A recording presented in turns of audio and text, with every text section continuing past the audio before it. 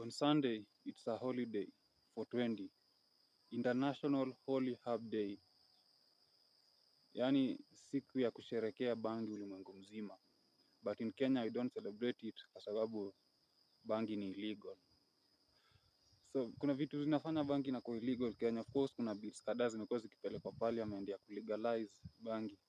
Lakini inasemekana watu wanaipiga vita sana ni consumers na the peddlers wale wanaiuza.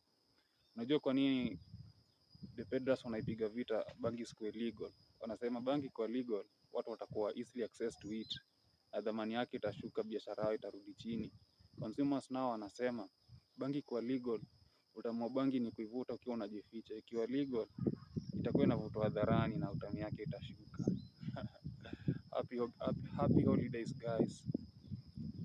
Kumbuka, don't drink and drive, smoke weed and fly.